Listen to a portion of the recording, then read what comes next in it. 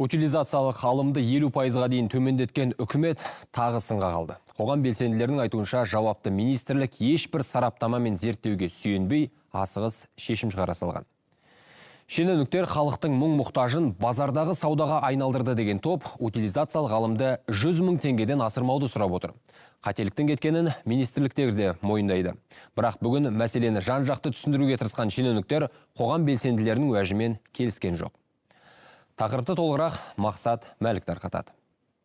Үкіметтің утилизациялық алым көлемін 50%-ға төмендетуін сынаған қоғам белсенділерінің айтар назы көп. Олардың сөзінше жауапты министрлік мұндай маңызды шешімді сараптамасыз және тиісті зерттеусіз қабылдай салған. Кәдеге жарату алымы тек экологиялық мақсатқа бағытталса дегендер сол себепті жеті талап қойып отыр. Жеңіл көліктер үшін тариф 100 мың теңгеден аспауы, ал ауыл шаруашылығы техникаларына утилизациялық алым мүлдем төленбеуі керек дейді олар. Неге 50%? Бұл 50% деген санды қайдан алдыңыздар? Аспаннан алып қойдыңыздар ма? Әлде бір нақты есебі болды ма? Бұл сұрағыма кеше вице-министр Қарабаев жауап бере алмады. Бұл өте күмәнді. Бұл айтқан кезде халыққа осы жетеді деген секілді өзім білдім, өзім кештім, өзім піштім деген дүниемен жасалған дүние деп білеміз. Утилизациялық алымға қарсылық танытқан қоғамдық қозғалыс кезіндегі оператор РОП компаниясына тексеру жүргізу қажет деп есептейді. Ал арзан көлік іздеген Қараша әзірге 50%-ық меженің қыр-сырын түсінбей әлек. Алайда отандық өндірушілер елімізде шығатын темір тұлпарлардың бағасы түспейтінін кесіп айтты. Тек импорттық көліктер әрі кетсе 4%-ға арзандауы мүмкін. Қазақстанда шомды автокөліктерін шығарады, олардың бағасы арзандамайды.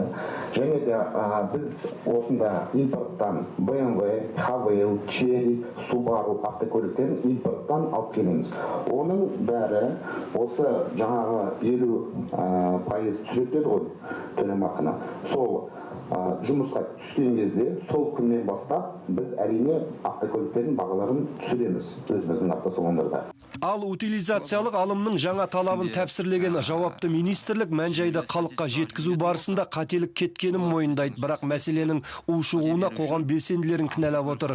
Шенеуніктер отандық көлік өндірушілер субсидия алып келді деген ақпаратты жоққа шығарады. Сонымен қоса жергілікті көлік, трактор мен комбайн сатып алғандар осыған дейін кәдеге жарату алымын төлемеген. Тіпті ведомство өкілдері 4%-ық несиеге қатысты сан сауалға да нүкте қоюға тырысты. Таңертең көрдік, ойбай ол кредит тек қана белгілі бір модельдерге ғана берер екен, өйткені белгілі модельдердің сомасы 10 миллионнан аспайды деп. Ол машиненің құнына байланысты емес, ол берілетін кредитке байланысты. Яғни 10 миллион теңгеге дейін кредит беріледі. Егер машиненің құны соның ішінде болатын болса, сіз оны емін-еркін аласыз. Ал егер алып жатқан машинеңіздің құны одан қымбат болатын болса, үстінен қымбат болып тұрған 1 миллион болса 2 миллион өз қалтаңыздан төлейсіз. Қысқасы, министрліктегілер кәдеге жарату алымы 50%-дан артық түспейді дейді. Егер белгіленген меже одан төмендесе, отандық өндірушілер шаш етектен шығынға батады екен. Демек, үкіметтің соңғы байламы өзгермек емес. Бір қызығы, әр сөзінде отандық өндірушілерді алға тартқан шенеуніктер шу көтергендерді шетелдік көліктердің сойылын соққандар деп есептейді. Алайда 3 жылға созылған мәселенің әлі талай тақырыпқа тұздық болатын түрі бар. Өйткені талап қойған қоғам белсенділері 50%-бен келіспейтінін ашық айтып отыр. Мақсат Мәлік, Ержан Еркінбеков, КТК, Алматы.